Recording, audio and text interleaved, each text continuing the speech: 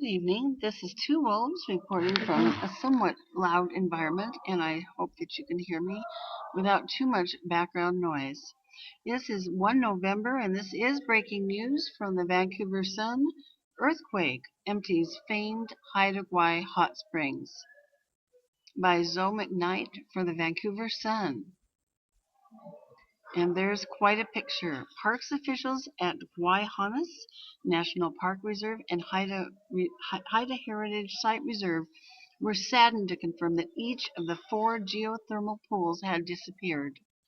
Photographed by Parks Canada. This is breaking news. It's just come out in the Vancouver Sun. And I regret to say this too, because having grown up in this region, I used to go sailing through there. One of the delights was to stop in various hot springs throughout the Inside Passage. And traditionally, the people use these healing pools, these hot springs, as healing pools. So this is disturbing on many levels. Think about the ramifications. As the quakes continue in the Haida Gwaii area, the geothermal unrest continues, and now the earthquake has been found to empty the famed Haida Gwaii hot springs. The famed hot springs of Haida Gwaii have gone dry, apparently a casualty of last week's major earthquake. Parks Canada officials at Gwaii National Park Reserve and Haida Heritage Site said all 4 of the popular geothermal pools are empty. It's not yet known whether the source of underground hot water has been permanently cut off or whether the loss is temporary. Hot springs are normally found near fault lines such as the Queen Charlotte Fault, the site of Saturday's 7.7 magnitude earthquake. The springs are created when groundwater, heated by geothermal energy beneath the Earth's surface, escapes to the surface through the cracks in the bedrock along a fault. According to Brent Ward, an earth sciences professor at Simon Fraser University, the earthquake could have caused one of a number of subterranean changes that would make the hot springs go dry. These include changing the groundwater level, completely closing of the cracks the water used to reach the surface, or causing a sudden surge in water that depleted the underground reservoir for a short time. It's also possible the hot water was diverted elsewhere. We don't know if it's going to come back. We certainly can hope, Ward said. In many hydrothermal areas, there's just a hiatus, and then the hot water reestablishes itself. Dozens of aftershocks, some as strong as magnitude 6.3, and mind you, there was a very strong one today as well, followed Saturday night's earthquake 74 kilometers southwest of Queen Charlotte City. Either the initial quake or one of the aftershocks could have caused the hot springs to run dry, Ward said. Ernie Gladstone, the field superintendent at Gwaii said on Thursday that one aftershock struck only a kilometer from the hot springs.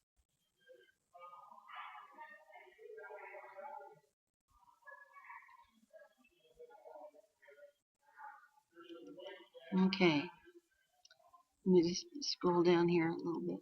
That sort of.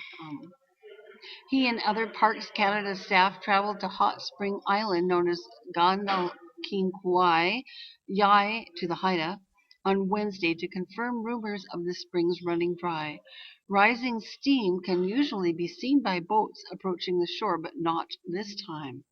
The pools are completely dry. Normally the rock around the pools is quite warm and was cold to touch, Gladstone said. It was quite disturbing to go ashore to see there was no water in the pools. He said Parks staff are working with the Geological Survey of Canada to determine whether the hot springs loss is permanent. The 15-hectare island is only accessible by boat, and it is the destination for various sightseeing and tour companies from across the region. 3 of the 4 pools are open to visitors to use. All are dry, which is something Gladstone said he's never seen before, having bathed in pools himself for the last 30 years. But there are certainly stories, oral history type stories, of the flow changing during certain periods in the past, he said. Goats Tesilo Hanish stopped at the hot springs at dusk Wednesday as he passed on his way from Queen Charlotte City to his home in Rose Harbor. He was surprised to see no water. I went around in the moonlight listening because you can usually hear the water come out of the ground in the various cracks and springs, but nothing could be heard, he said by phone Thursday. He checked again in the morning and found only dried green mud. Some of the rocks were still slightly warm, whatever that means, he said. Okay, well, you can go on and read the rest of this article. I'm actually sitting in a public place with quite a bit of background noise, so I won't read all of this. It is important, though. I will finish by saying that the 26 totem poles that stand in the village of Nansteen, sorry, I didn't pronounce that quite right, in the Gwaii World Heritage Site were unharmed. That's good news. Again, Z McKnight, Vancouver Sun, rather breaking news. And this is Two Wolves Out. I'm glad to get my voice back.